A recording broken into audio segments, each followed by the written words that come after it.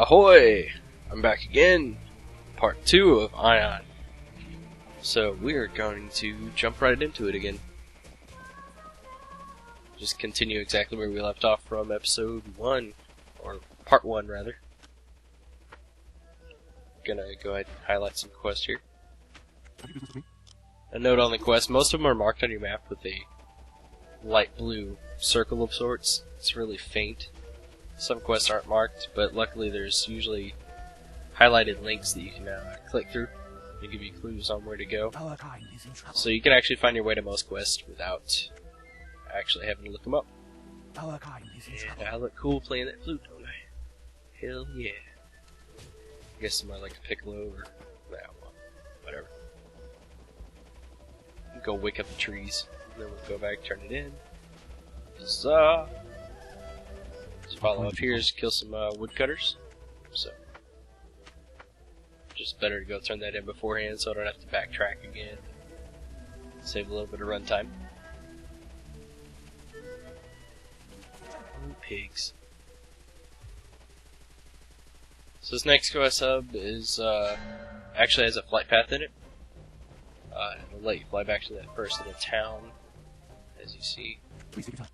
It also has a bind point here too. It's basically a WoW equivalent to a Hearthstone. 20-minute cooldown. You can bind a lot of places. Usually it has a flight path at everyone too, so always easy to get around. Think about flight paths in this game. I don't think I've found one that takes more than like 20 seconds.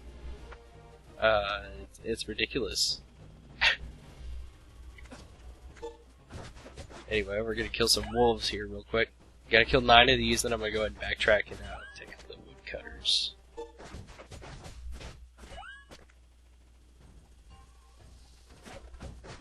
One note I wanted to say was, in this game they have an item called the power shard, which is an item that you can equip, and it powers up the strength of your weapon. I believe the first time I've ever seen something like this in a game was like back in Lineage.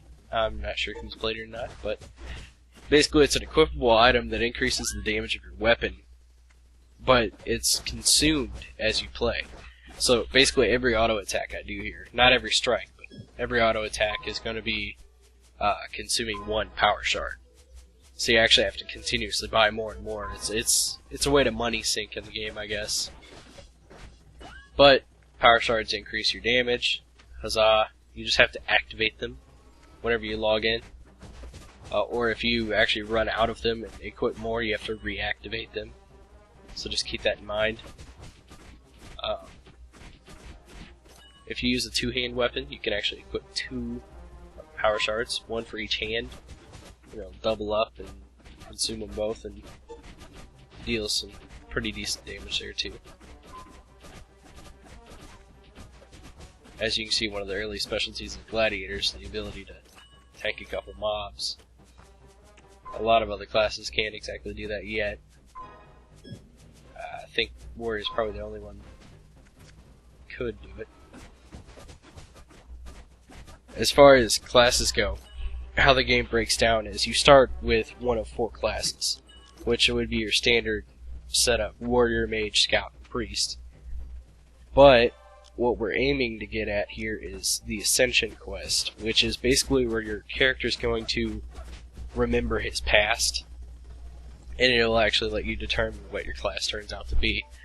So if you start as a warrior, you could be either a gladiator or a templar.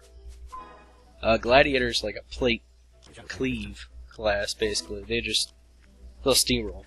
They're all DPS. It's awesome. I believe also through certain parts of the game, due to population issues, people expect them to tank with the 2-hander on. They just cleave through and huzzah, it can work. But if you want to go the tankier role, you would go with the Templar, which is your standard sword and board guy. They got some really cool abilities. They're really hard to kill, even in PvP. They're kind of hated for it, as far as I know. For your mage, you have your standard mage goes to sorcerer. That was expected. And there's another class called spiritmaster. It's actually quite interesting. It's kind of like a WoW warlock, It's got a bunch of like dots and cripples and curses, basically. But it also has the nuking power of the actual standard mage. And it gets a pet. They are insane. They get like 4 different kinds of pets because they work off the elements. Most times you'll see them run around with like a fire pet, though. Especially in early gameplay. I don't think you get another pet till level 13. As you can see, I look pretty cool here. This is the first part of your memory. Is letting you remember your past and such for the campaign quest. As I mentioned in the first part, campaign quest for this game, there's very strong storyline. It's definitely worth checking out. If you can't stand just going through a grindy game because the story sucks, it's not the scenario here, because this game is awesome. It's definitely worth a look. Anyway, I'm going to jump back to classes real quick. I got 2 more to cover with 2 more subclasses. Scout is going to turn into, you guessed it, Ranger and Assassin.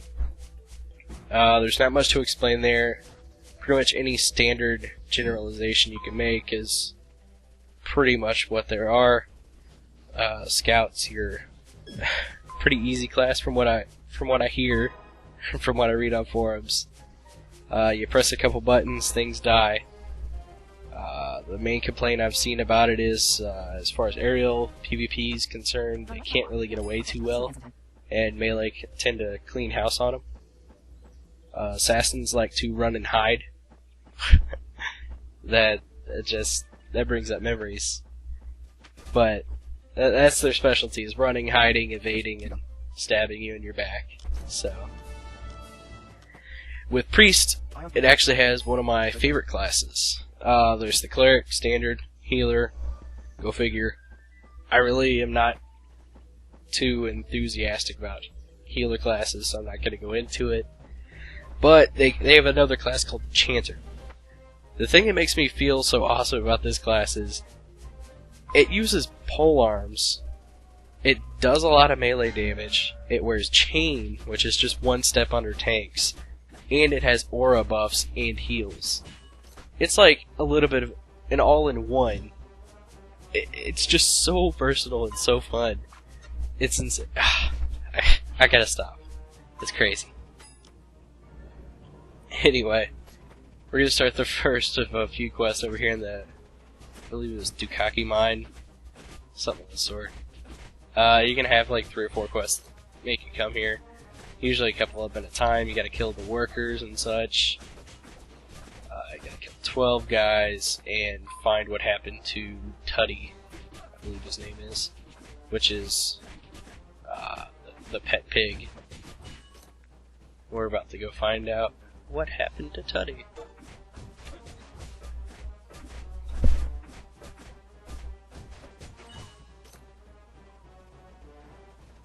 Oh no! He's on the fire. I'll show you a little scene, but I decided to skip there just because, well, I can see the pig roasting. I'm pretty sure I can figure out what happened, right? So we're just going to kill a few more here.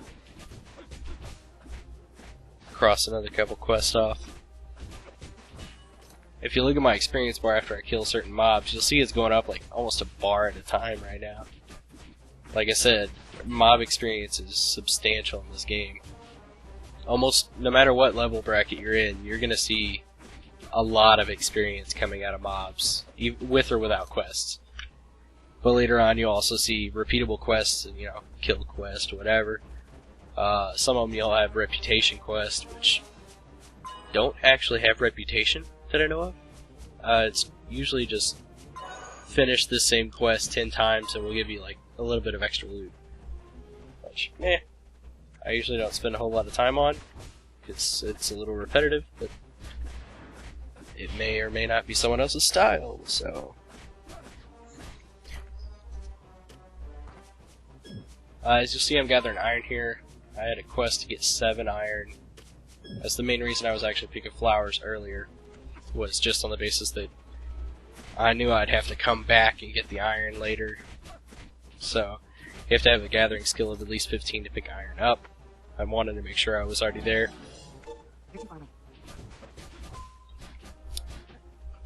Just checking my quest here. I was actually just going to run out here, but one person decided to, buff me up, so I got aggroed. He took aggro from buffing and healing me. I decided to be nice and kind of just pick things back up, make sure he was safe, and then walked out. So one thing you'll notice about this game is anyone playing the cleric class or chanters, they are almost expected to drive-by buff any and every person they ever see. It's insane. I actually tried playing a cleric from 1 to 10, and I had people continuously run up to me and stand and, like, jump in one spot, and then move side to side, and then jump again, like, hey man, hey, buff me. So, if you do roll a cleric or chanter, just expect to have to buff people out of kindness, or ignore people, which is funny too. But anyways, we got part 3 coming up. This is going to be the end of part 2 here in just a second. If you liked the video, thumbs up, subscribe. Till part 3, bolg out.